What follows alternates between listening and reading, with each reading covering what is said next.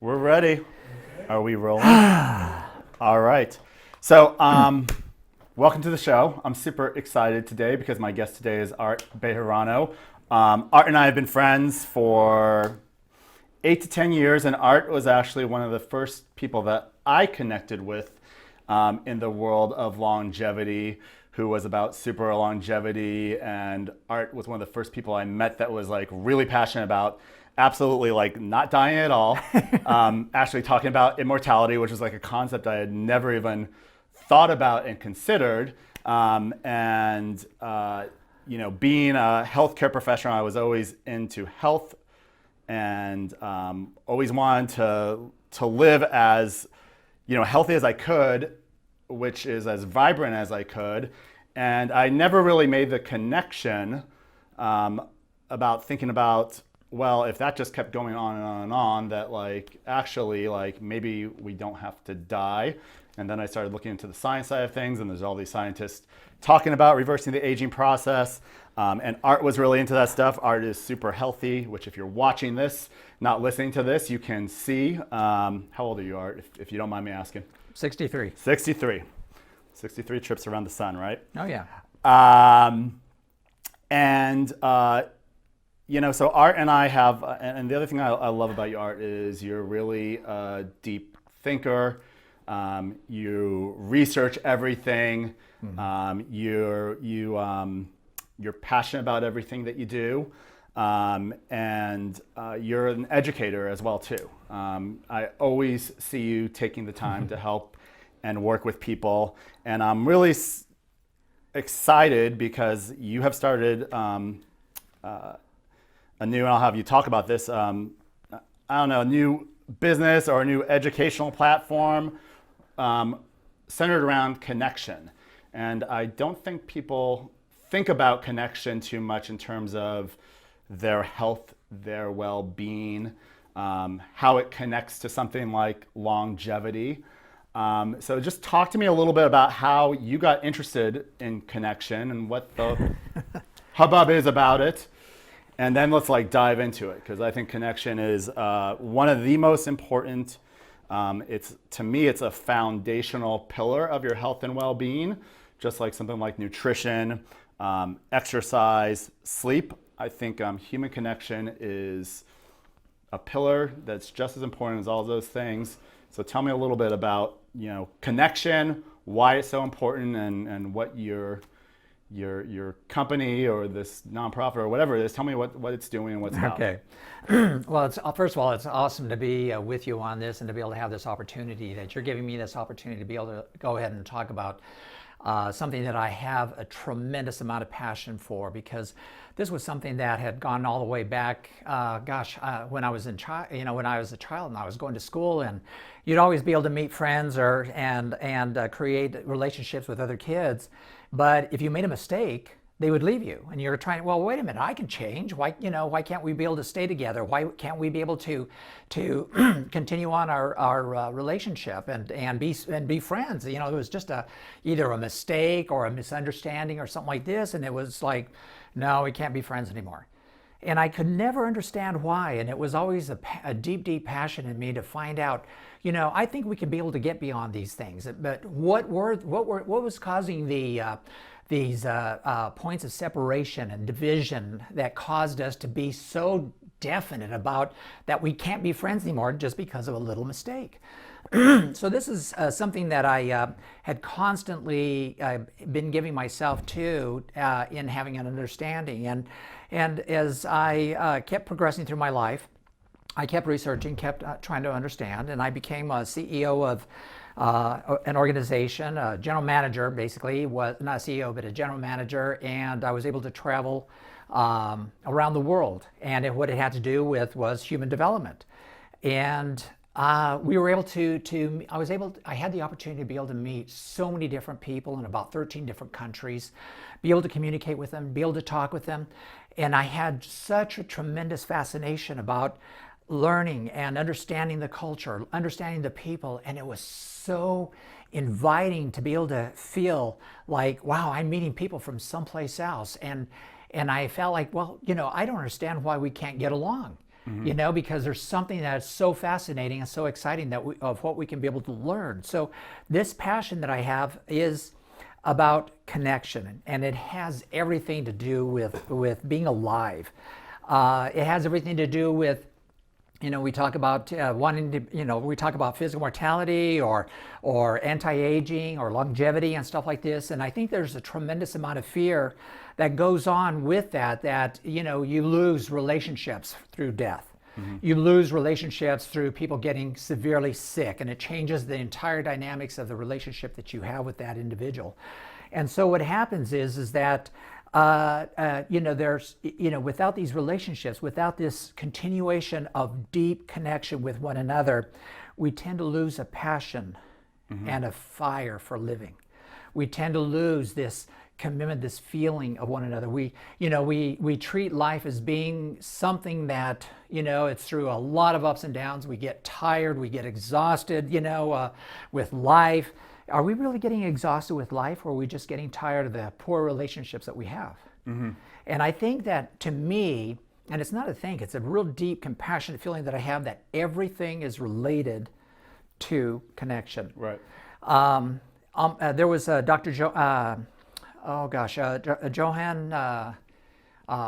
Rami that had done a study on connection, and said that all connections that are lost, or actually the illnesses and the type of poor connections that happen and trauma that people experiences from the loss of connections that we don't have any control over. People that have psychological disorders, people that have behavioral disorders, people that have eating disorders, people that have relationship disorders, is because there's been a severe issue of trauma that has taken place in their life that has actually caused this pain to happen. Right. And the deeper the trauma, no matter when you've had it, no matter whether it happened as a child or has happened, you know, in your teens or your adult life, any kind of traumatic experience always has to do with connection, Right. or the loss of connection. Yeah, Change these things. Interesting if you think about it. I mean, because people think about the experiences of what happened, but those experiences are around connection. Let's go. I kind of, because I want to get into the longevity stuff for sure, but I want to kind of like lay a foundation with this, which is I always when it comes to these things, I like to go to like our evolutionary biology of this, and I think one thing that's important with connection that people probably don't think about too much, although we all innately know, is that we're actually a species of connection. I mean, I think we can start there, that like fundamentally, connection is something that as humans, as a species, I mean, think about every great thing that we have as humans, everything that we've developed culturally, society, it all happened. No one person did it. I mean, I don't think one person on the planet could tell you everything about your iPhone or build that iPhone from scratch. Like these things, and we just take for granted that everything that we've created happened via connection. I mean, go back to like the pyramids. Not one person built that. So we're wired biologically. I think this is a very well established thing for connection. And from the time we're born, I mean, nobody survives. No baby's going to survive without a connection to their mother, their father. If it's not their mother, you know, we need connection in our life on a fundamental level. Oh, so I think it's important to people to understand that from the first part. And then, how does that affect us in our childhood? I think we've had conversations before. I mean, what happens even from a very young age with connection or lack of connection? Yeah. Well, just to kind of cover the first part of how vital connection is. Connection is innate to the body. We were not born as lone identities. We were not birthed that way. Right. Every time that that somebody takes a look at a child, they're always in the need of being touched, being nurtured, Right. being given to. And this level of connection is so innate in our bodies that Dr. Ramadachan He's a neuroscientist that had actually started talking about mirroring. That is an absolute critical thing that happens in the body. And what they said about it is that mirroring neurons in the brain is to psychology as DNA is to biology. Okay, so first I'll explain what is, I know what mirroring is, but for people, what do you mean by mirroring? Yeah. What is mirroring? Mirroring is that our neurons have the ability to align with another individual because we want to, this is like a natural biological state that the body has to want to connect through through neurotechnology or through the neurosciences, the neural pathways, the quantum physics that goes on between human beings, and this mirroring is what they said was so fundamental to human beings to create community as well as communication, because we want to connect. We have a drive to connect. And one of the biggest things about connection, and this is where as children, you could see put a lot of children together of different races, of different nationalities, of different religions, even sometimes of even age-wise and stuff like this, that their whole feeling is to play, have fun. Yeah, some will cry, some will do whatever, but they don't take on these things of, oh, you're black, you're Chinese, you're American, you're white, you're this, or you're Catholic, you're Muslim, or whatever. They don't go around with that knowledge. We've been taught that knowledge. And what they want to do is they want to play with each other. They want to be able to have fun. And but what happens is, as this takes us into the next phase of being raised, that what do parents do? One of the biggest things that parents do is, number one, we're not really taught how to be parents. We don't go through parenting class. Maybe there are some classes that are out there to help people to become good, so-called good parents, and what your responsibilities are, what your tasks are. But one of the biggest things is that they want to protect the kids. They want to teach you everything that they had gone through, so you don't have to, as their child, have to go through the same thing. Right. They want to teach you what things that brought them through life, so that they can try to either make it easy, teach you the hard facts of life, or whatever reason that they want to do it, but they do it based on past experience. Mm-hmm. They have absolutely no real knowledge about the uniqueness of this little individual that they brought into the planet. That child is a unique individual with their own thoughts, their own feelings, their own emotions. Right. Now, as parents, what we should be doing is raising our children to be more of who they are, rather than trying to get them to be who we want them to be. Right. And so this is where we begin to start learning how to discriminate, mm-hmm. how to judge what's good, what's bad, what's right, what's wrong, what's the right way to believe, what's the wrong way to believe. So we're taught all these things. Then we start having experiences as children, growing up to where now we get hurt by something. We did something that our parents didn't like, so they either spank us, they scold us, they put us in our room or whatever. And so what happens then is they begin to start wondering, well, what did I do? What did I do that caused this? And so we start trying to learn, but then the way that our mind works is we begin to start picking up on all these, oh, well, I did something similar to that, so maybe that's bad, and so this is good. And that's what I actually call artificial intelligence. Mm-hmm. We develop our own artificial intelligence based on one experience. And that one experience all of a sudden now covers a gamut of a whole lot of other things that is totally unrelated. And we're going, why? Right. And really when it comes down to it is we are taught these things. We experience, through life experiences, we have these traumas that cause us to start to separate and discriminate. Right. So is part of what your programs are going to teach and educate on, because also judgments and all these things are, they're natural, innate behaviors as well too. I think what they can lead to can be problematic. And it seems like who teaches as a child, other than this mirroring of seeing what your parents do or what the people around you do, who teaches connection? How do you start teaching a child to navigate these things and to sell? Because these things, I think part of the problem as a parent too. I mean, I know your son is 13. 13. And I mean, your daughter's 20, grown up, all right, 30. She looks 20. Oh yeah, she looks awesome.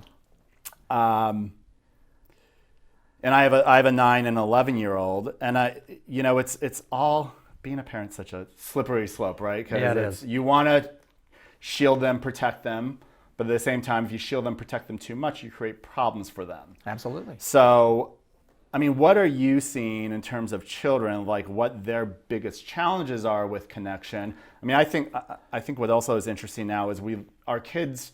I know when I see my children, Sasha and Gavin, and the world that they're growing up in, it is just a completely different world now. Absolutely. That they're experiencing. I mean, I really think most parents, even as a parent, I try to represent their world with the world I grew up in. And they're going to school like me. They have teachers, they have homework, they need to eat breakfast, lunch, and dinner, all these things that are like, so there's, these same patterns that exist, but they're just a completely different world. The way they communicate with their friends is different. I mean, we have social media now. And, and a lot of these things, because one of the things that happens with connection is it releases certain chemicals in our brain. Absolutely. And I think there's certain things now that happen like social media or screen time, your iPad, your phone, that we now know scientifically are releasing these same dopamine effects. So people and children are getting this feeling of connection, but maybe they're not getting that real human connection. Right. So I know I just laid a lot out there, but well, it is a lot. Just kind of talk about kids and their challenges now in the world that we're growing up with, and Right. maybe like what are things as parents, as a society, we should be looking at. Yeah. Well, first of all, to kind of take it back a little bit to the with what we're looking at doing. It's a nonprofit organization that I'm actually part of it. Part of the program is a non-for-profit organization that I'm working with a Montessori school teacher right now who's a tremendous person that has such a feeling for the kids at school. And she and I actually connected together because of an incident that happened with my son at school. And we started communicating and talking, and what she saw, she recognized the good-hearted nature of my son. Mm-hmm. And realized that the incident that took place was actually something that was not serious, that he was actually trying to protect all the individuals, but the way it was kind of reported was something different. So when I met with her, she was like, no, I already know this is the way your son is. He's a good person, and he really meant well with what his actions were. And I totally agreed with her, and we started talking, and what we started to discuss was that I want to put together a program that actually helps kids to learn how to communicate, to connect. Right. That's a huge, huge difference, because otherwise what we're taught is how do we handle differences? How do we handle problems? And the first thing a lot of times parents, not all parents, but some parents, what they do is they say, well, if you have a problem at school with somebody, just leave them alone. Don't talk to them anymore. Just ignore them and stuff like this. And I'm kind of like the opposite. I'm like, no, go talk to them. He had an incident the other day that somebody said something to him, and I said, well, go confront the person and just say, hey, this is, that didn't feel good to me. Why did you do that? And the person wound up, actually, we talked about it today, and the person actually apologized and said, well, I was trying to be funny. Right. And so if he would have just left it alone, it would have created a bigger problem than just to be able to go back. Now he can go back and still communicate and not feel alienated from this person. Right. So we need to start teaching our kids to learn how to communicate, to connect. How do we bridge these gaps? How do we circumvent these situations that would want to cause us to pull back and separate, so that we could actually empower our kids with the ability to communicate, to connect? What's that going to do for them in the future? Do you think, I mean, because there's always been these challenges with kids or with adults, and I'm sure, it comes down to communication. Do you think it's more challenging? I mean, would this teacher say, do you think it's more challenging now for kids? Do you think kids are having bigger challenges with these communications, with these conflicts? Are we getting better? Are we getting worse? I mean, what is your opinion about what social media is maybe doing this? Well, I think that social media, what's happening with social media is, they try to tout that social media is the great connector. You know, it's going to put more people in contact with each other and keep our level of connection. But it's not working out that way. What social media is doing is it's creating what is an agreement versus connection. You know, social agreement. Are you in agreement with me socially? Are you in agreement with me? And this kind of goes along the lines as to what has been going on culturally through man's history, basically, is the only way we've known how to be able to connect with one another is through labels and labeling. Social media puts a lot of labels out there about who kids are, what they are they this, sexuality, are they male, are they female, are they transgender, are they this, you know, whatever it is. Are you Catholic, are you Democrat, are you, you know, whatever. It doesn't matter. What happens is the only way that we have learned and been taught to connect is by putting labels on things. Okay, you have your family. That's supposed to be the greatest connection in the world. Then there's religion, and some religions is no, it's the religion, it's the belief and the connection that you have with God that's more important, and then it's family, and then it's friends, and then it's acquaintances, and then it's strangers, and then there's people you don't like at all. And we put everything into labels. It's interesting though, because those are all still connections. But those are all still connections, absolutely. But what is the quality of the connection? Are we following what is a biological connection, or are we following an image or a labeling connection? So that to me is what social media does out there. Is it stops the ability for kids to be able to have a social interaction, to understand the emotions, the feelings, and everything else. Now, as you and I have learned through Michael Bernoff, has been the feeling of that 50% of communication, or what was it, 7%? 70%. 70% is nonverbal, right? Nonverbal. There's a smaller percentage that is well, I think it worked out to where only 7% of communication, actual language, communicating, is what's effective, and the other part of it was physical and biological. You know, how you portray yourself, how you give yourself, right? And your physiology. Your physiology, exactly. Thank you. Tone of your voice, your tonality body language, and physiology, and then the language. Right. So what happens with that is that when we take a look at it, when you're on social media, you don't have the physiology, you don't have the tonality. All you have are emojicons. You know, is it somebody that's blowing up, or is it somebody with little hearts around them, or whatever? And it's just like, is that really how you really feel? But you know what? I gotta say though, like I was. First of all, when text messaging first came out, I was resistant to it. And then I thought I was like, I'm never using emojis. That seems like just, I was like too good for emojis. But emojis are incredibly helpful because everybody's had the experience of texting something and, you know, the person on the other end reading the text, because it's just the words and there's no tonality, there's no body language behind it, completely misinterprets, you know, what you just said. Like that. So true. That's a connection being lost, right?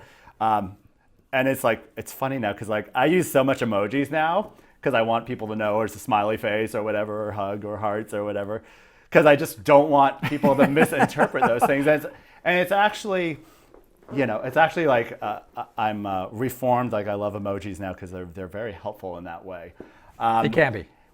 Yes, they can be, and I mean, but here's the thing too. I would just interesting your thoughts on this, because I mean, first of all, that technology ain't going away, and I think also the social media. I mean, it does also create this amazing tool for us to connect on. It is tremendous. On like every other human invention, in social media is like there is always a flip side to it. Absolutely. You know, and so it's at first it's a great technology. I also think it's created a lot of people who felt very isolated have now a way that they can connect to people that they never had before social media. So I think I think it's only fair to say like there can be great pluses with this. And I think even with this, like we all seek this connection and we seek this like maybe greatness that could come out of social media. I just think we're in this weird time that like we don't know like the rules that should apply for proper communication and connection on social media. So I think it's an opportunity right now for people like you, for us I mean, we got to figure this out because it is creating all these problems. I know there's been study that suicide rates specifically, like in I think teenage girls, have just really skyrocketed, and there's very strong evidence that's related strongly to social media and some of the connections or disconnections that happen there. So what do you see in terms of like proper ways to navigate this, like to use this stuff actually to help people rather than create this isolation and these tribal behaviors? Exactly. That we fall back to, which again are just like innate behaviors within ourselves. Absolutely. Well, one of the things is that, first of all, I am definitely an advocate of advanced technology. I think what it can be able to do medicinally, physiologically, emotionally, to really help individuals, help us to be able to communicate, help us to be able to do commerce better and everything else. Technology is a tremendous thing.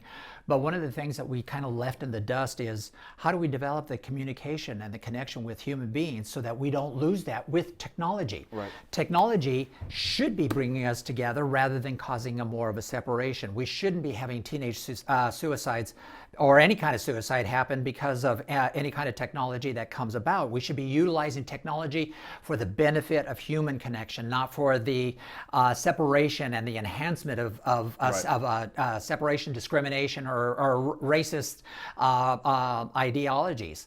So the biggest thing is that we have to learn how to be able to to communicate, and there's a responsibility that has to go along with, I do feel, with the social companies, the social media companies and stuff. There's a responsibility because they are human beings that run it. It's not a corporation that runs it. It's human beings that run the corporation that should be putting the value of human connection at its highest pinnacle point possible. And so this is what if we begin to start doing that, social media begins to start becoming a service to us, not us to them. And so one of the things that we definitely need to do is part of this program is to help kids to learn, not only in communication, to learn how to communicate, to connect, but also to have an awareness of other kids' feelings. Right. And part of that is the social media aspect of it. We need to have an understanding that we can't just blurt something out that's cruel and mean and then have a little kissy emoji on it, right. Because it creates a disconnect. It creates cognitive dissonance.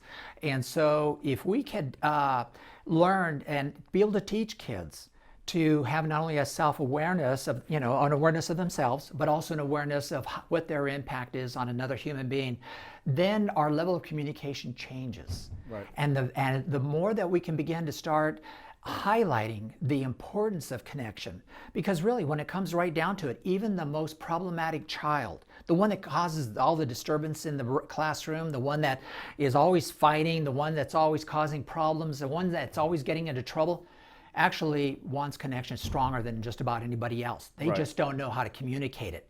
They don't know how to be able to get that. And what happens is when they behave this way, and then the teacher goes, "You're misbehaving, go sit in the corner or go get a spanking," or what. I don't think they do spankings anymore. I know I got them. But what happens then is that kid becomes labeled. And they're not shown what it is that they need, and what they're really trying to reach out for is to be able to have it. Now, I've spoken to a number of PhDs in early childhood development, and they said, you know what, you're absolutely right. Kids that usually get into trouble the most are the ones that are trying to reach out the hardest. They just don't know how to do it. But if we can be able to bridge that gap, be able to help them be able to learn not only how to communicate, but also help the other kids to learn how to communicate with them, then that empowers the child as they grow up to learn that they are in control of their environment. Now, I don't want to create a culture of connection. What I want is to create an environment that flourishes and nurtures the unique individuality of your expression to connect. Right. I love it. That's awesome. So these programs they're obviously going to help kids. They're also going to be helping the teachers and the adults absolutely teach kids and navigate these things. So great. Okay, let's now fast forward to adults. Absolutely. And and a lot of adults, I think a lot of people's disconnections or inabilities to connect or fears around connection probably stem from just things that happened, whether they were the traumas. And it's interesting how an experience for one kid can be completely traumatic and shut them down, and another kid can have an experience, be in that exact same experience and be totally fine. So I think I think it's important for us to navigate these things, but we're all going to have these traumas, and we're all going to, part of, I think this too is like, we're going to have disconnections that happen. You have to have those things to learn how to experience these things and learn how to navigate these things. But, so many of us are shut down in one way or another, or we find ourselves in situations where it's like, how do I connect? Or I don't even want to connect, or I'm just like, I'm not going there because whatever anxiety. And so like, what are like awareness things that as adults we should be looking at in terms of, are we connecting? Are there ways we can better connect? If we've had problems with connection, where do we find help with that? Well, I think one of the things that the individual, what I try to encourage everybody to really get in touch with is the fact that, if you could just simply recognize, how it really does feel to connect with somebody on your level. I'm not talking in agreement of belief systems or agreement of ideologies. I'm talking about just being able to connect with you as a human being, something simple as that. And we begin to start recognizing the feeling of it. Well, is that going to bring up a lot of emotions? Absolutely, because we spend a majority of our lifetime after these traumatic experiences to shut those emotions down. But we need to begin to start unfolding them, start doing whatever we can to begin to reach out, to start having, to start tapping into that innate feeling of what it means to connect. And one of the biggest ways is, who do you connect with? And is that person important to you? And if you're not wanting to connect, what person may have caused that? So I think if we begin to start recognizing that connection is truly an innate need, it's a requirement of the human body, that at that moment is the precipice of being able to make change happen. When we can be able to recognize how valuable connection really is to an individual, to yourself, how important it really is, and what it means. And not agreement. I'm not talking about agreement. I'm talking about connection. A biological feeling of the need just to say, hey, I enjoy your company. I enjoy being with you. Then from that place, we can begin to start addressing all the different feelings and the emotions. And there's a lot of programs that are out there that talk about how to be able to get beyond a lot of these traumas.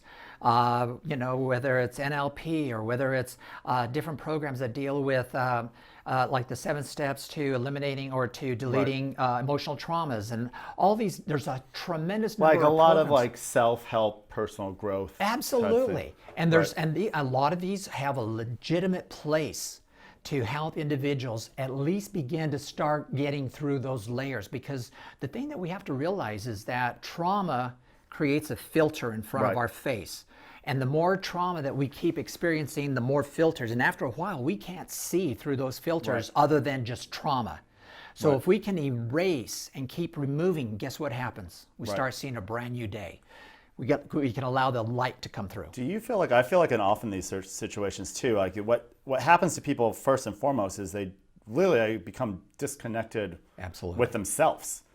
And it was interesting because you were talking about emotions and you kept on using that word, and I'm like, wow, like how many people, even myself, who's like a pretty emotionally based person, like I hear some of that stuff and there's a little bit of reverberation. It's like so I think so many people are disconnected emotionally just from themselves, related around these situations. And part of connection is also connection with yourself. Absolutely.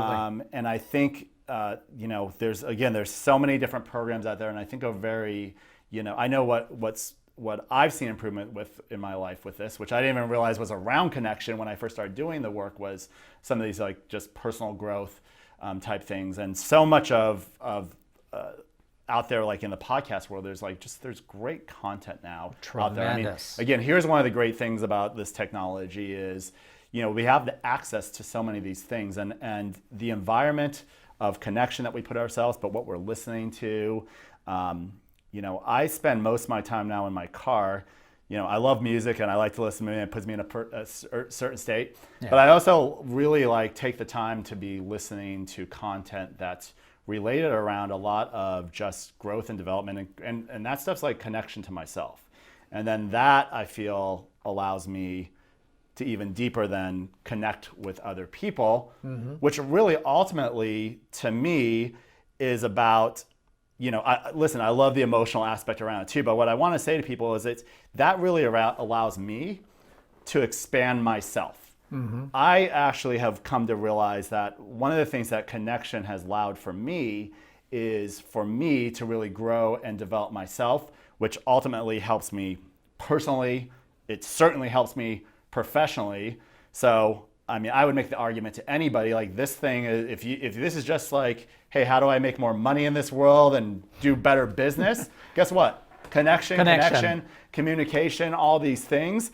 It has a tendency to sound woo-woo.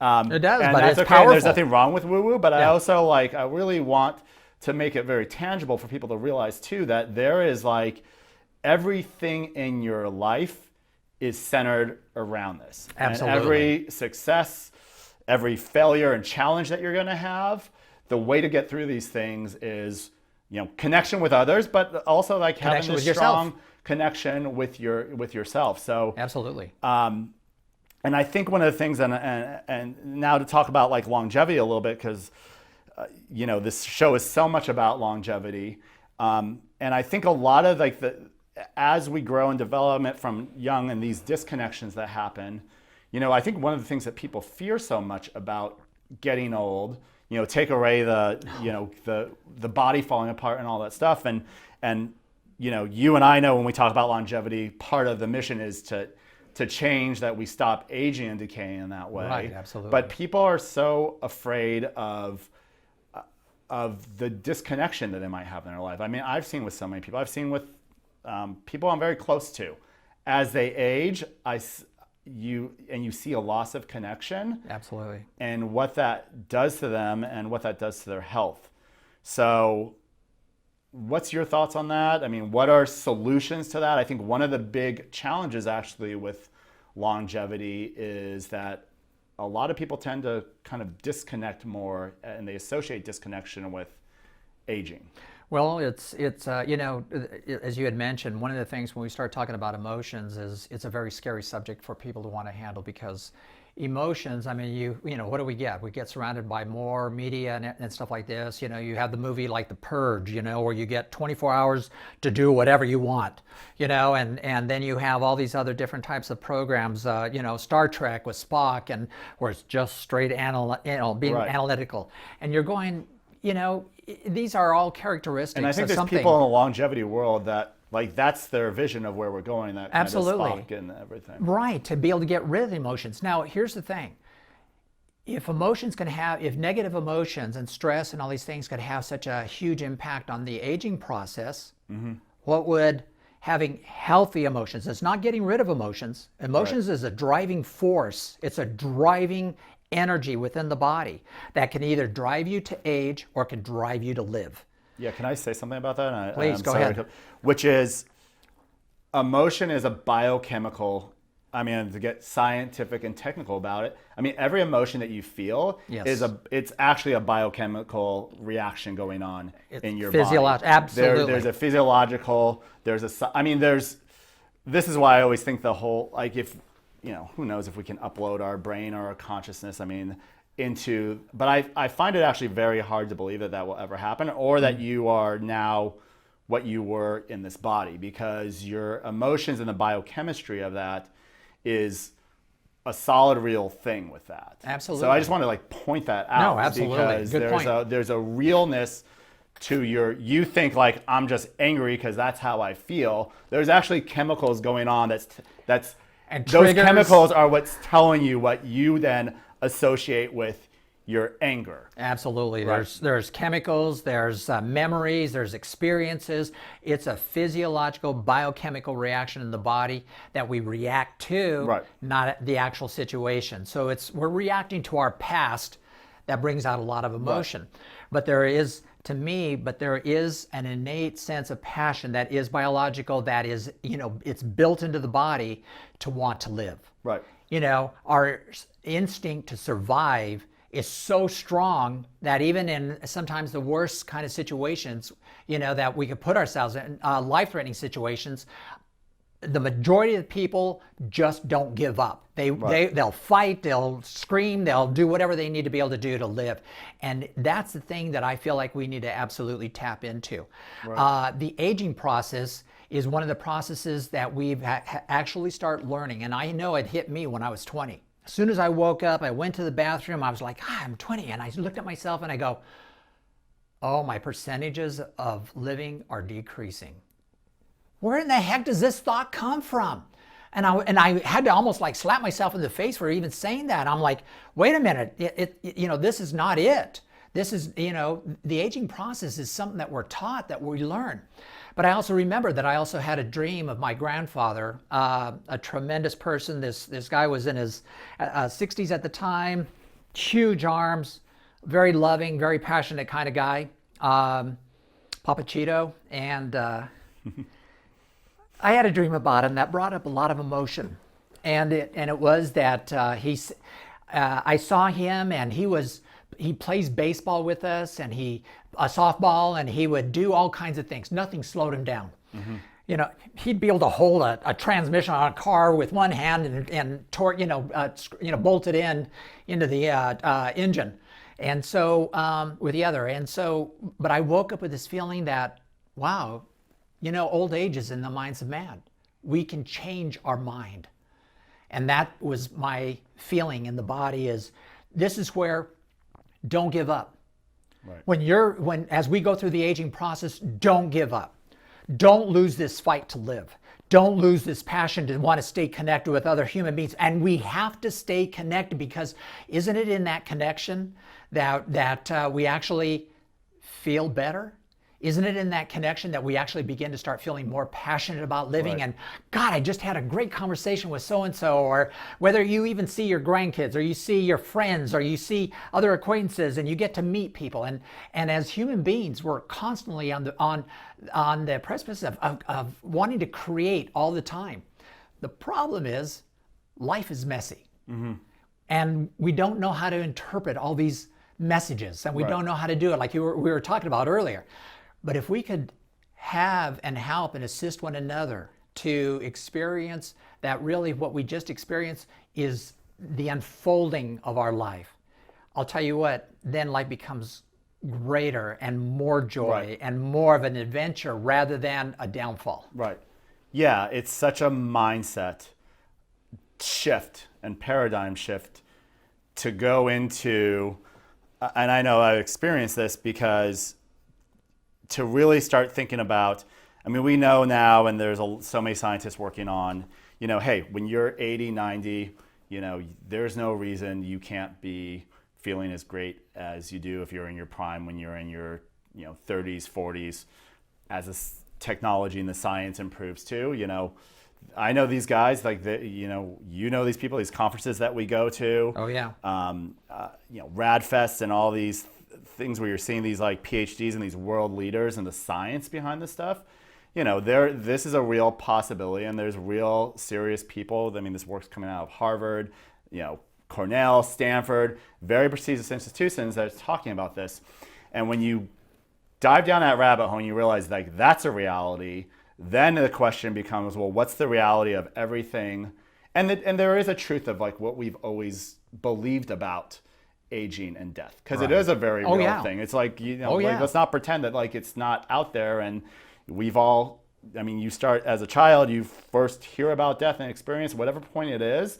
None of us innately, I feel like, I've never talked to anybody who like knew about death before they knew about death, and it was like, oh fuck, like that sucks, whatever it impacts them, and so it's so critical to start thinking about these things. That's why, again, one of the reasons I'm so happy to be doing the show and having people like you on the show, because it's just so critical to actually start wrapping your head around what this is going to look like and what are the things that in my thinking now that I need to shift and change.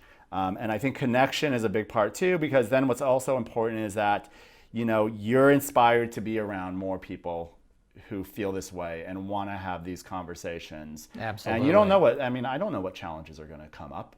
Well, I think this is it's exciting to me because it's the unknown. Like, right. What is it actually going to look like to be let's talk about getting to 100, but not, people have lived to be 100, but getting to be 100 where I can function great and function as well as I'm functioning now. Like, what are the things I need to be focused on now?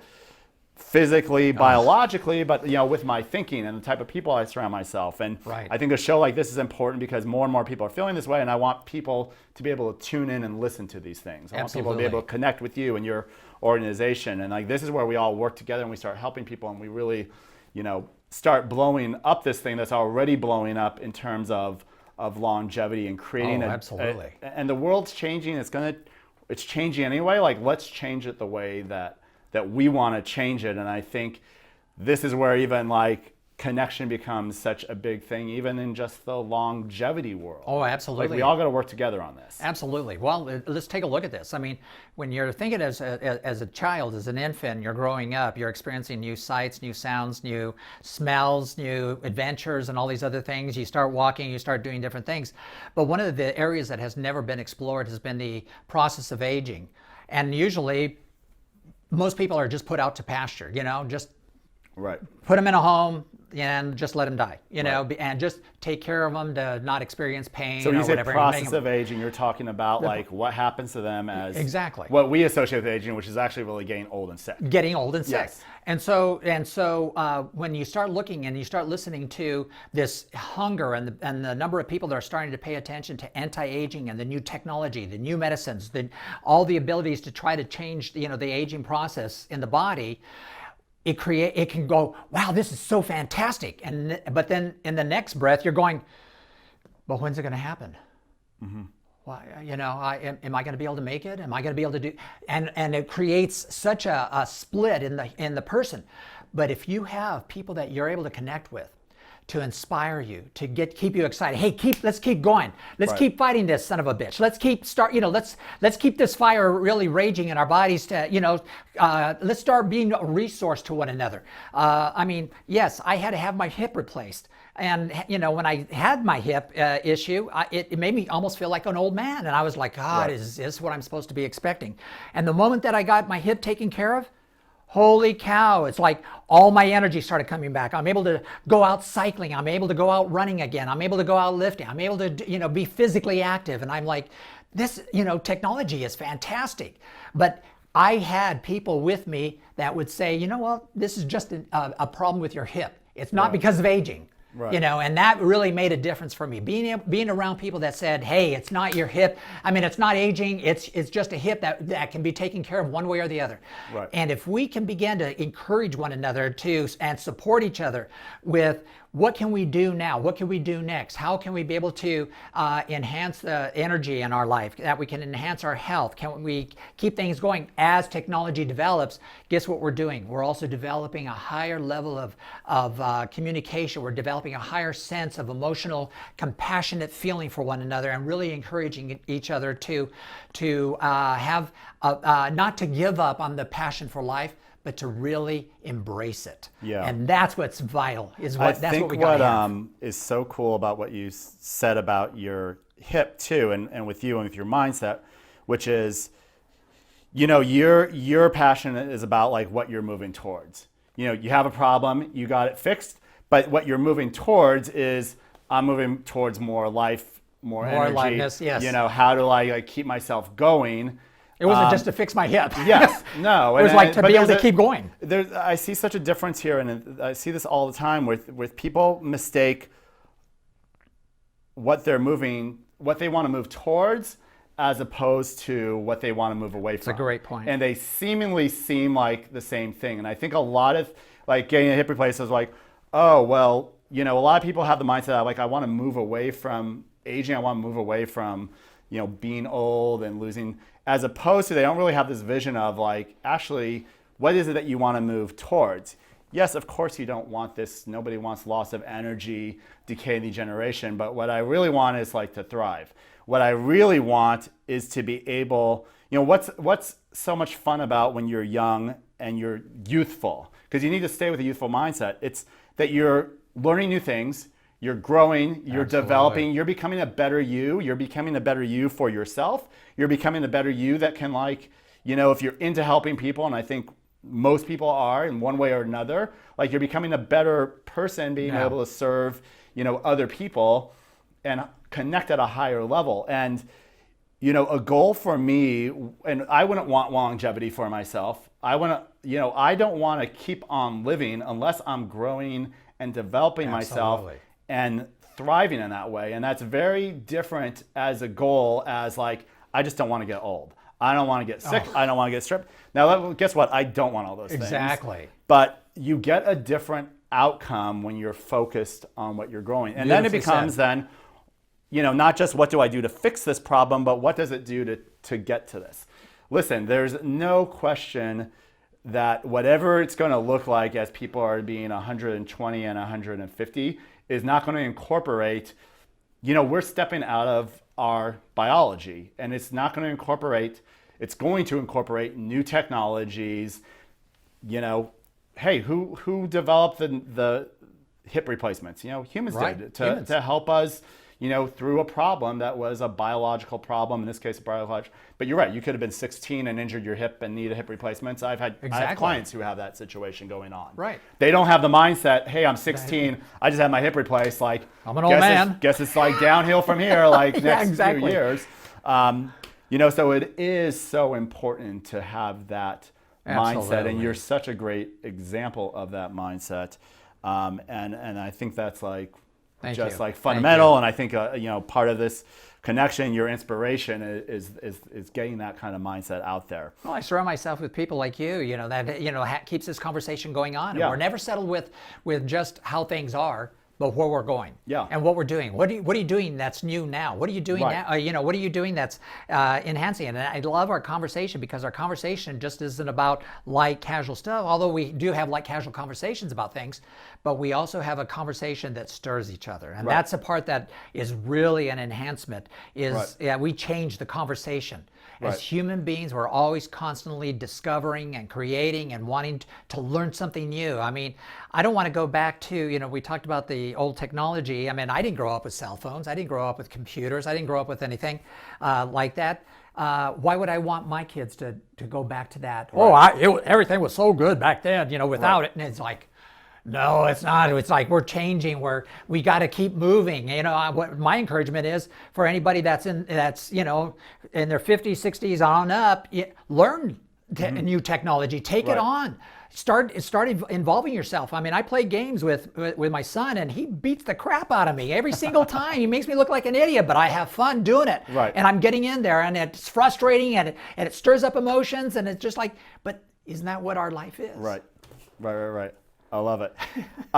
Before we got on, you were talking to me, and we want to talk about on here. You talked about, you use this word, silos of silos, silos of separation. Right. So, talk to me about what that is, and well, silos of separation is a term that I created because, we tend to create these individual silos. Whether it's as an individual, I have my own little shield around me, I have my own, identity.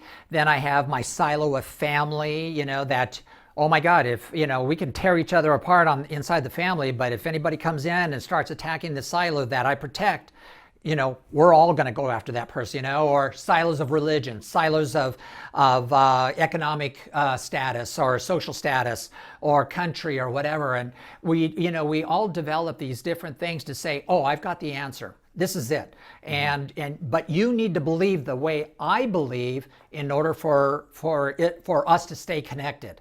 And these silos are deadly.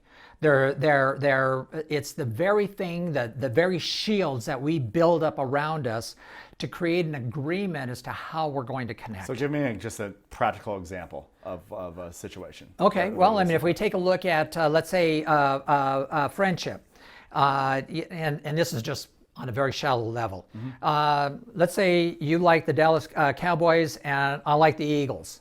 And every time that our two teams play, we get into a fight, we get into an argument, and then after a while, we just don't want to watch the football games anymore because you don't believe how I believe, and you don't want to take on my team, and I don't want to take on yours. Right. It's kind of a shallow thing, Right. but I bet it also happens too. Right. But well, it's like a tribal thing. it's a tribal thing. For certain. Exactly. I mean, the sports is so tribal, but we're so tribal as a species. Exactly. And so what we do is that we use belief systems. Now what happens is that some people say, hey, my methodology is the way to take care of this situation. Right.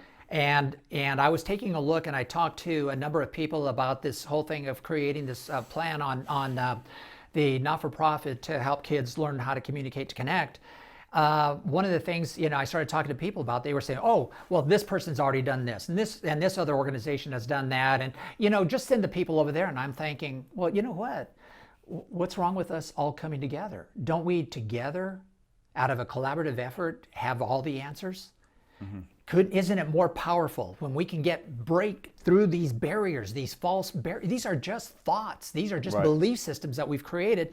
If we can break through this, we can be able to bring more solutions, more answers to whatever situations that we actually have. It's not to separate and to say who's right and who's wrong, who has the better idea. It's about, like who has the better light bulb. Right. Well, today we're using LEDs, incandescent, fluorescent, and everything else. We're still using all that technology, whatever is going to be serve the need. So we've got to be able to have more of a collaborative effort and bring down these barriers. I mean, great. So people want to save the whales. Wonderful. Well, why don't you save human beings along with the whales? Right. Why don't you save the dolphins while you're saving the whales, while you're saving human beings? Why can't we embrace it all? We're big enough to be able to do that. Right. And what's preventing that? Like, I mean, I know I totally get what you're saying, but I mean, like, can we say money? I mean, can we say whatever is going to drive? Yeah, that I mean, what is, like, organization? as individuals can we be doing to be moving the conversation more and more in this direction? Is it just talk about it, have conversations about it? Well, I think talking about it. I think bringing more and more solutions as presentations, and not try to sell something to somebody. It's almost like whatever is going to work for you to enhance or to take care of an issue or to take care of a problem. Whatever that solution is, go do it. Oh, well, what if it's stem cell? Maybe you should just do stem cell. Or what about this? Or what about that? Well, you know what? When I was taking a look at my hip, I did it all. I did stem cells, I did stretch therapy, I did all different kinds of things to be able to take care of my hip. It actually helped out tremendously, but it didn't take care of the degenerative issue. Right. So I had to embrace allopathic medicine to be able to take care of my problem. So it wasn't just being a diehard fan of it's just this technology that's going to do it and I'm not going to do anything else. It's being able to embrace whatever's going to benefit you. Yeah. As an individual. I say to people all the time, I say to clients all the time, you haven't tried everything until you've tried what works. And I think it goes back to what you said, That's which perfectly is said. like, yeah, and I mean, because I hear people say that all the time. They come in, oh, I've tried everything and whatever. I'm like, first of all, you haven't tried everything because you don't even know what everything is. Exactly. You don't even know what you haven't tried yet. So, but it's a mindset thing, right? Like, if you think about it in, like, again, this is where I'm moving towards, this is what I want to create for myself or whatever the situation or the problem might be, is this mindset of, like, that's the outcome, like this outcome-driven mindset. And then it's you keep on doing, you try what you try until what works. Absolutely. And again, I think this is going to be, like, something that people with longevity are going to have to be, like, always looking at is, right. Because we're going to need to be trying. I mean, for me, I'm just like, I know I'm going to be trying a lot of things along the way. Absolutely. It's going to be okay that some of them work, some of them might not work. I mean, I'm very science driven in what I do, but I also know that, like, there's things that we're just not going to, there's a lot of things now that we just don't know, and we're a big experiment. And Absolutely. I think with this social connection thing, we're learning how to navigate all this technology. Absolutely. I mean, just one of the challenges we all have to realize, it's just coming at us so fast. It And is. I don't think it's actually that surprising that maybe the perception is we're doing such a piss poor job with social media. I don't know if we're actually doing as bad of a job as, again, because the algorithms are wired to show us all the negative stuff that comes out of it. And certainly there's negative stuff coming out of it. Sure. But I think there's like so much positive stuff. And I think, people like yourself, again, who have, now there's resources and these venues for us really to connect at a deeper level and such Absolutely. a higher level. I want to talk about, because I know you're just super passionate about the longevity stuff Oh yeah. for yourself. So talk to me a little bit about what you've been doing recently, what you're working on. I always know when you and I talk, we always have our conversations about the different things that we're focused on with our own health and Well, well-being. Because art, is somebody that I learn a lot of stuff from, and you send me articles all the time. So, what adventures are you involved in right now with longevity and for yourself and your own body? Well, I mean, we've got to look at the body as being whole, and it's a very holistic approach that I take, and I have to embrace almost any kind of facet, whether it's having the right mindset, having the right emotional feeling, having the right people around you that encourage you to develop your own self-expression rather than trying to fit in. And it's also about being able to take on, try different types of products and nutrients and diets and stuff. So I've gone from being a really heavy duty carnivore to where I tried being vegan for a little while, and boy, that just kind of messed up my system. Not to say anything bad against being vegan or anything.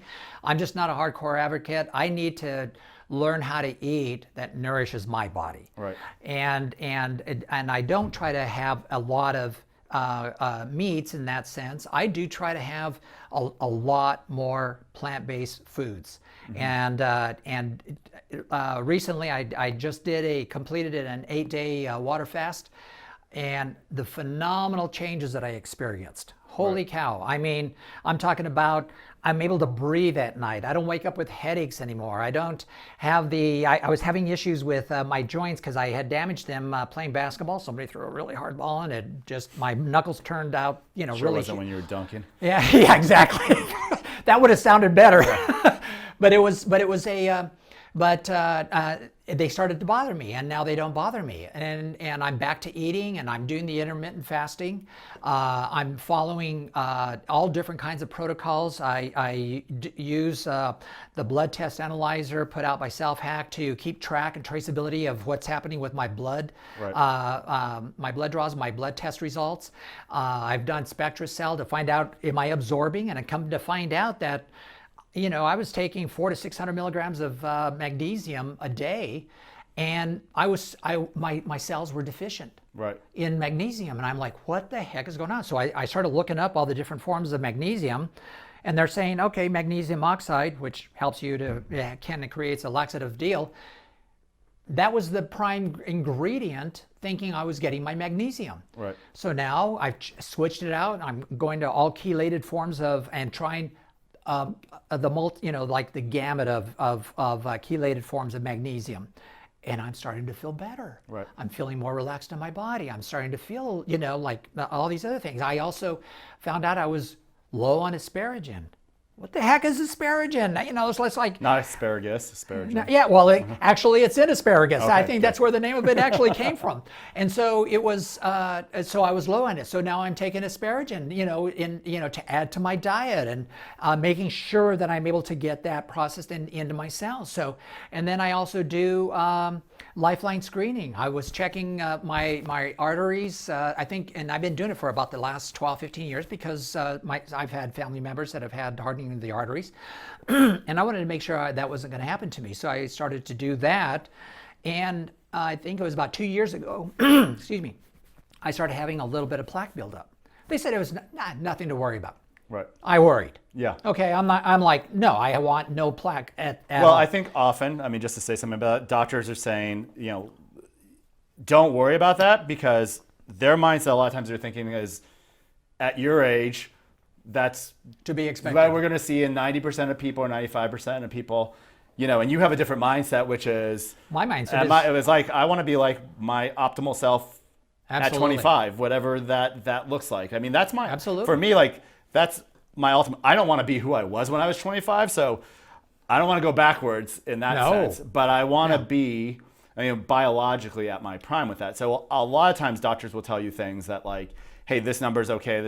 And what they mean is that number's okay for somebody who's in your age range. And what they're really comparing you to is like the average, The norm. like person. And you don't want to be average when it comes to your health. No. Especially when you look at what average really is out there with that too. Absolutely. And So you're taking control of this. I mean, I will say fundamentally what I know about you is, you're taking control, and everybody's Absolutely. out there is listening can start to, and you didn't just do this overnight. You did this No. slowly, and it's an ongoing thing.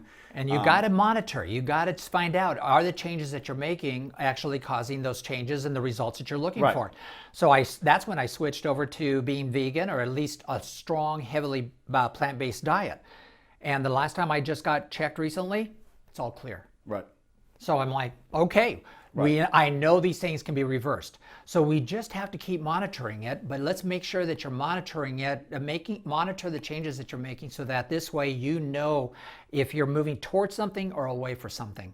So we've got, it's taking a proactive So for stance you, on your like own a big diet. aspect of that is you do certain blood work. I do And different types so of blood people work. should know there's blood work out. There's a number of different companies that you have maybe your general blood work that your Doctor orders does too, but you can also be asking for these more complete blood work that will give you more complete Hormonal. hormone. I'm thinking like all the vitamins, minerals, amino acids. Exactly. So you talked about a test which is SpectraCell, but there's a number of different companies out there. They're not the standard things that most doctors Exactly. that are ordering, and it's a really good, and it's amazing. Like some of these just little things, like, hey, I wasn't getting enough magnesium, and magnesium is a part of critical. thousands of different critical functions in your body. Absolutely. These are simple tests that people can do that aren't the standard and the norm right now. Absolutely. And a really good place to look and start is to start looking at, functional medicine doctors. Absolutely. Because they are typically looking at these types of blood work, which is not what your standard doctor, and I'm not knocking standard doctors at all. No, but, they this is one of the things serve the you're doing purpose to that take they're control. doing. Absolutely. Okay. Well, it was. You said you did the intermittent fasting as well. I do the intermittent fasting to me, which is absolutely critical. I don't want to, my body in a digestive state all the time, trying to digest.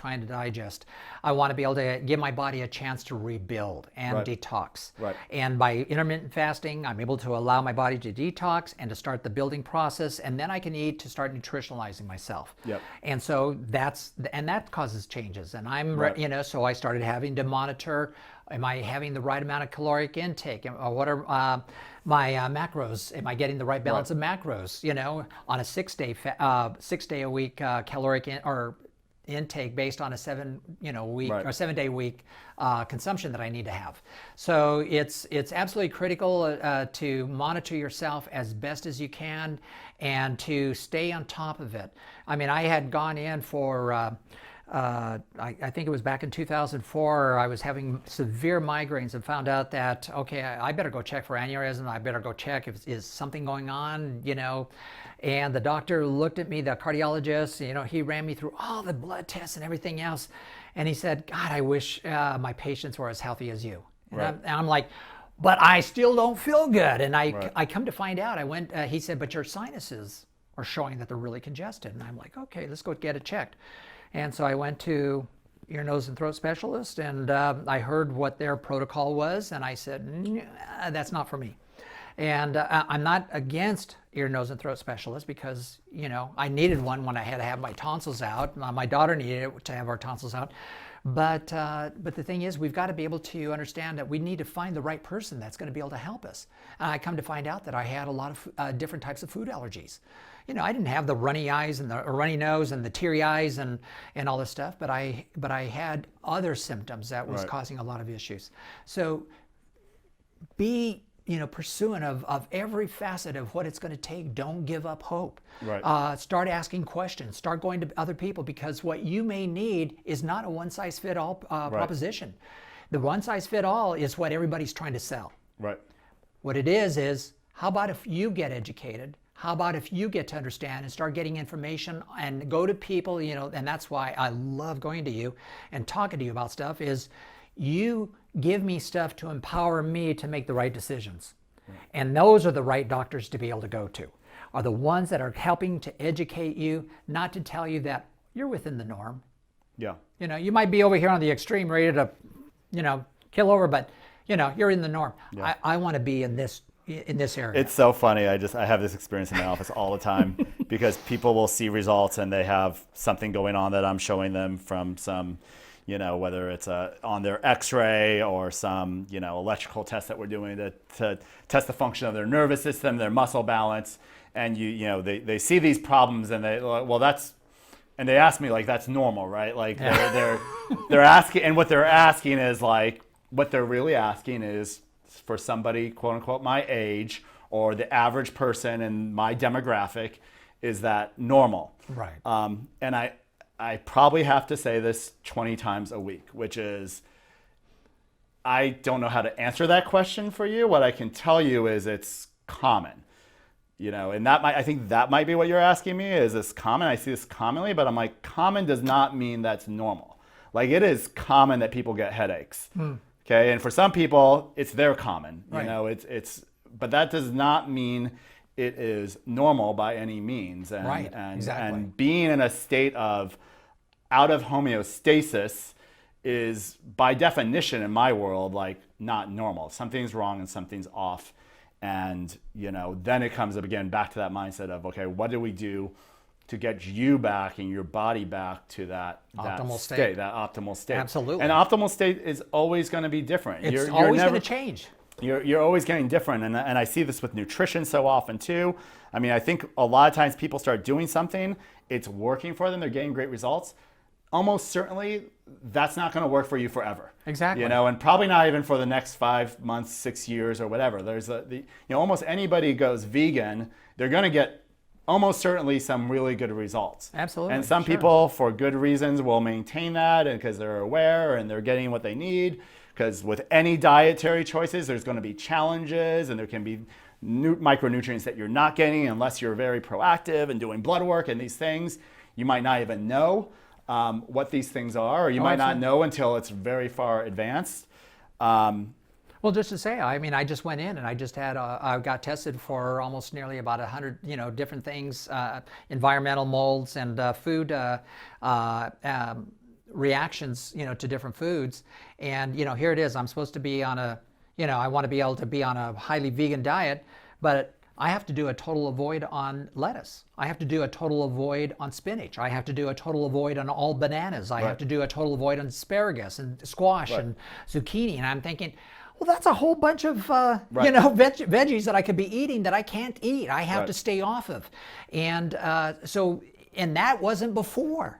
Right. But I did the test a number of years ago, back in 2010, and all those foods were not on there. Right. But it changes, and we've got to stay up with these changes. Right. That's right. And so part of, to me, the fun and excitement about longevity is that we're all working in progress, and these things do change too. Absolutely. I mean, I don't want to be eating the exact same food over and over again. Although honestly, I'm one of these people, I can eat like the same meal like 5 times in the same week because it's like easy, it's healthy for me.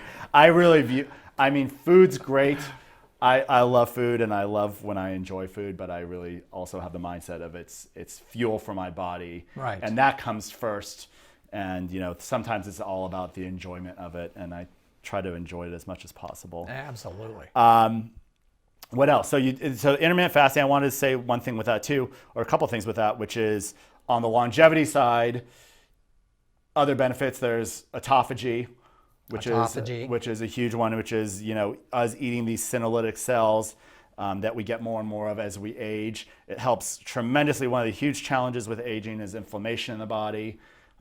Intermittent fasting, we know is one of the great strategies Absolutely. to be reducing inflammation in your body. You talked about giving your That's organs a rest huge. too. Yeah. Oh yeah. Yeah. It's giving your body a rest, but it's also allowing your body that, I mean, the human body is absolutely phenomenal. To have an understanding that when you go on a fast, that after, I mean, you can get into the state of autophagy on a short intermittent fast, but it's not to the depth that you could get when you go on an extended fast. Right. And the state of autophagy is basically your body being able to digest old, age, disease, senolytic type of cells. Right. So what is that? Those are cancer cells, those are viruses, those are bacteria, those are cells, the zombie cells that are just roaming around, not knowing exactly what their specific purpose are. So these senolytic cells, which are called zombie cells, are essentially cells that they lost their function. They lost their function, but they actually haven't died. That's why they call them haven't died, and they zombie produce cells. toxins. And they produce toxins that F up the cells around them and also cause a lot of inflammatory responses in the body. And one of the huge challenges, and one of the things that they actually call it inflammaging, I always have a problem saying that, inflammaging, like there's been a term coined with that because it leads to, aging leads to and is the underlying cause of all these, all the 9 out of 10 leading causes of death are all diseases of aging. That aging is by far the biggest factor in your risk of getting heart disease, cancer. I mean, 9 out of 10. The only one that's not is suicide, and we know connection is a big one on solution there with that too. So, yes. Well, one of the things that I did a number of years ago as well was I became a lymphatic counselor. And what inflammation basically does is it's just water that surrounds the cells that deprives the cells of being able to connect with the rest of the body to get its nutrients. And it begins to start losing its functionality, and it's like your cells are drowning because now it's not able to get the nutrients and get rid of the toxins. So inflammation is a huge factor that causes that, and being able to do lymphatic, brush stroking, be able to do lymphatic massage, being able to do, that vibrant, that shaker, I forget vibration plates. Vibration plates, all those types of things, and then the rebounder. Those are all fantastic things to help get rid of inflammation. But intermittent fasting really does. I mean, my partner Sharina she did it, and she lost about 10 pounds of inflammation, and she thought, oh my God, I lost 10 pounds of weight. And I said, no, you lost 10 pounds of inflammation. We don't lose weight that way. Yeah, you can't lose that much weight that fast. So what happens is, I mean, she got rid of the bloat around her stomach. Oh my gosh, she's looking amazing. And she just is, and she's more vibrant. She's got beautiful color. Her disposition is bright. And it's just like, wow, now she's recognized what it was to not be, to be in an inflammatory state, and the changes in her attitude, her emotions, her outlook on life, the brightness and everything else from doing this intermittent fasting, what it does. And now she's like, I'm not going to go back over there again. I'm going to stay consistent with this. So she's staying consistent with the intermittent fasting on an everyday basis. And that's what is going to keep this out of our system. Right. Quick little hack, because one of the ways I measure like inflammation in my body is every morning when I put my wedding ring on, like it's amazing too. Even when I eat certain foods, like this is like my unscientific way of measuring inflammation in my body. I think I'm a little flame, because like when I have like almost no inflammation, like if I'm in my 36-hour fast or whatever, like it's amazing. I can just like, it almost like falls off my finger. Well, you want to know what? And I know, I remember like Super Bowl was just a little while ago, and I went to town on Super Bowl Sunday with my food choices that day. No regrets. And but I mean, it was like the next morning I was like, whoa, like I think I even like fell asleep because I was in such a food coma that night. But like the inflammation you can feel in your body too. And again, it comes back to like when you start doing this stuff and you become aware of like how much of that stuff is just really inflammation, what it feels like not to have it. Well, you want to know what my because most of this just builds up slowly for us over time, so people just aren't even aware. It does. And what was funny was that when you measure your wedding ring on your finger, mine are my shoes. Mm-hmm. And there are times that I put on my shoes and it's like, oh my God, I got to loosen up the laces. What's going on? And ever since I did the 8-day fast as well as the intermittent fasting, my shoes are all loose. I don't have any more pressure in my Right. feet, and I don't get the pressure or the discomfort of my legs now. Right. And I'm like, holy cow, Yeah. that's my measure of So- inflammation. Yes, awareness, awesome, and everybody, it's not just the way that your shirt fits or your belt. If you're getting that latch, although you can probably be looking at those things as well too. I think those would be like, again, it's just like back to like that awareness thing, everything. I want to be sure, because I know we talked about autophagy, and I want to say, just to make sure that we mentioned, and maybe we did, which is when you go through the fasting state, it creates what autophagy is it's our biological way of those cells, those senolytic zombie cells, what we are biologically programmed to do when you go periods of time without eating. Self-cannibalizes You itself. start actually eating and reabsorbing those cells. Absolutely. So that is a process called autophagy. We actually only learned about autophagy recently. The guy who won the Nobel Prize about it in like 2016 or something like that. So I think it's only in the last 20 or 25 years that we even like really like understand and have fully and we actually don't totally understand the process. And one of the things that happens with autophagy that's becoming clear now in the science, and they don't have all the information, is that as you fast, at different tissue types and cell types in your body go into autophagy at different times. Absolutely. So there is certainly, and your body's always performing autophagy even when you're eating, but the way we biologically developed, because our ancestors 1,000 years ago, 10,000 years ago, 100,000 years ago, they didn't have this access to constant food like we did, and we just, evolutionary biology, we just naturally produce this mechanism of getting rid of these cells by fasting.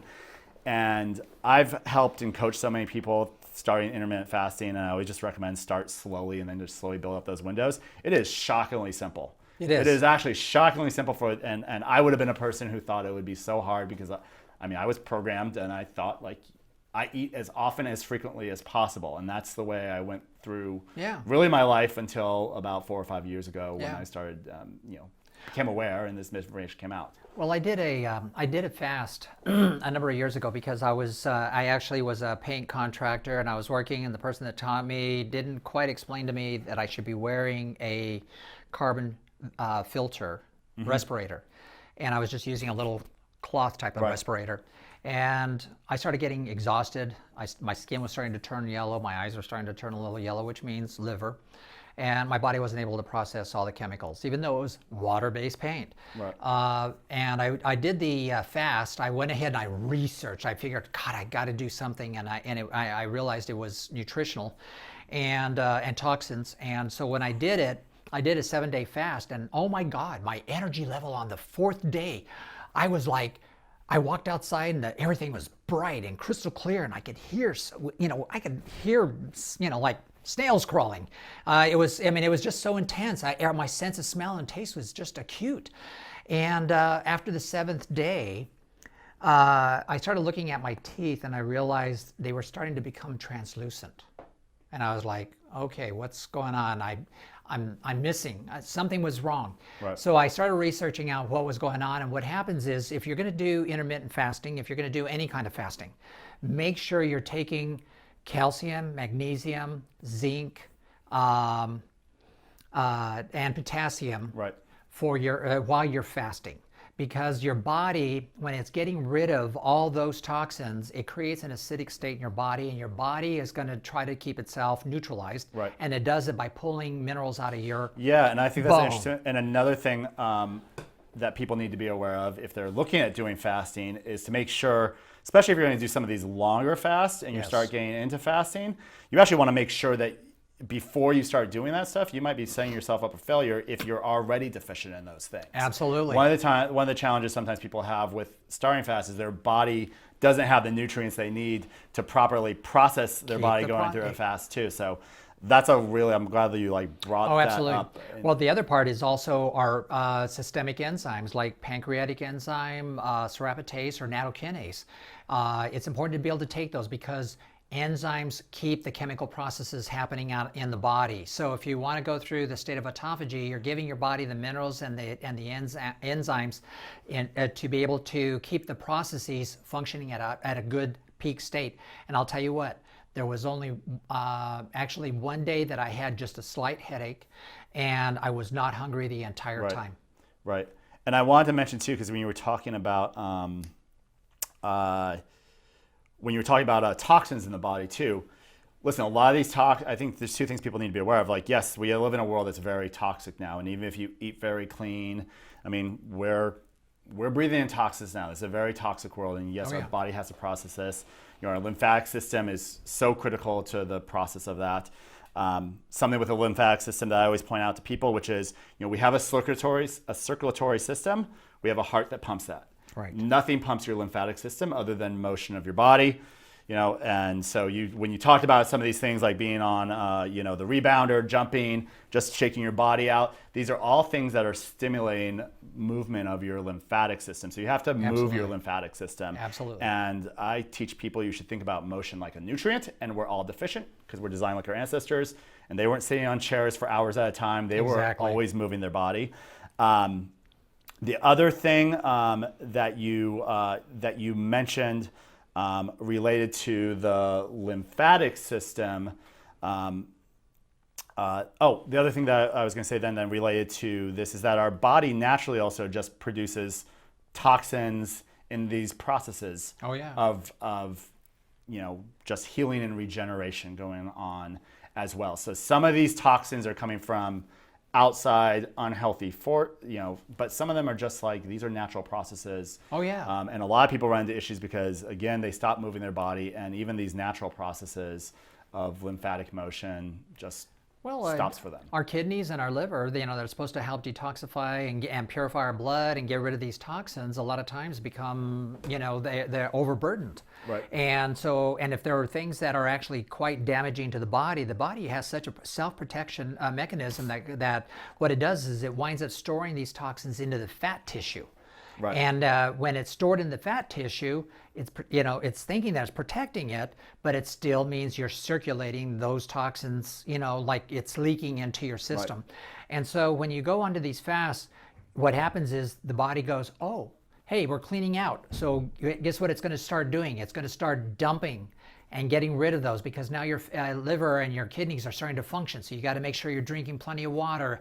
Make sure you have warm lemon juice first thing in the morning to help keep your liver cleared out. Right. So when you do that, you're going to get rid of a lot of these toxins, and those toxins have to be gone. You cannot let them just stay there, and that's why not fasting is not a good idea. Right. We've got to be able to do something to help our bodies. Great, we think the body can be able to do it all? No, we need to help support our body, because we've created an environment that has caused us to require a lot more demand from it. Right. And we've got to take care of ourselves. Right. So what else are you doing? Like, how do you keep yourself so energized, looking so great? I mean, were there things we didn't mention that you think is important? Well, I think that there's so many. There are a lot of things that I do, but it's a lot of it is the I mentioned about the systemic enzymes. Mm-hmm. What happens with our bodies as we are here longer and stuff like this, we start losing hydrochloric acid. We start losing systemic enzymes, digestive enzymes to help break down the foods. We start wanting to drink a little bit more. We want to start doing a number of things, and we start changing our microbiome quite severely, to the point that we start developing leaky gut syndrome and other types of big onset of issues.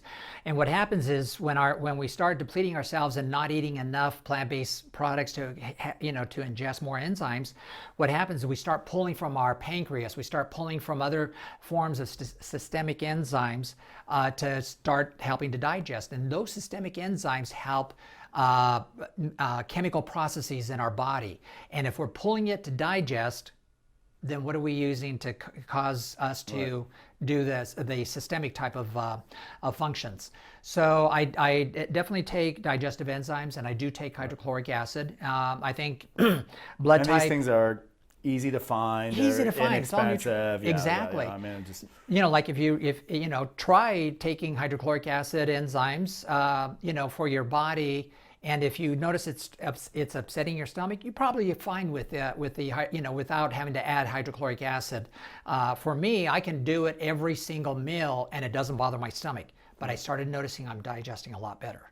Right. I do take my systemic enzymes because those also help to break down blood proteins, so that they're not coagulating and could cause blood clots. and also, circulatory issues on the capillary level. So it keeps helps to keep blood flow happening all throughout your body. So I do those types of things. Exercise is a really critical factor. Since I had my hip replaced, this last time that I went up Pinnacle Peak, I was able to do some jogging, running, going downhill, and then I was feeling Pinnacle Peak's a trail here. yeah, like it's a big, mountain, it's kind of has some nice little steep areas. Yeah. It's not a huge mountain, but it's a challenging one. Right. And so I was able to start running uphill in some areas, and I'm like, this is this is good. So I'm just getting more excited about being active, and I'm realizing that my attitude and my mentality, my attitude towards everyday living, I don't feel burdened anymore. Right. And that's helping to release, more joy and excitement in my body. So, the exercise, and then now I'm planning to get back on my bike. I did a century ride a long time ago, and I want to get back on my bike and start doing a lot of that kind of stuff, because I don't feel like, one of the biggest things that you have to realize is that when you get into the mindset of aging, the mindset of aging is always on a state of decrease and having less and doing less. But if you're in a state of living and excitement, what happens is, wow, I want to get back on that bike. I want to see how far I can go. I want to see if I can keep moving and stuff like this. And trust me, this was a huge thing for me. When I started cycling, my business partner, who's the exact same age as me, said, well, you need to be really careful with that. Somebody that's about 10 years younger than us just had a heart attack on his bike. And I said, well, he probably hadn't been exercising for very long, or something was going on with his diet. And he said, well, it's probably just his age. And I said, no, it's not. Right.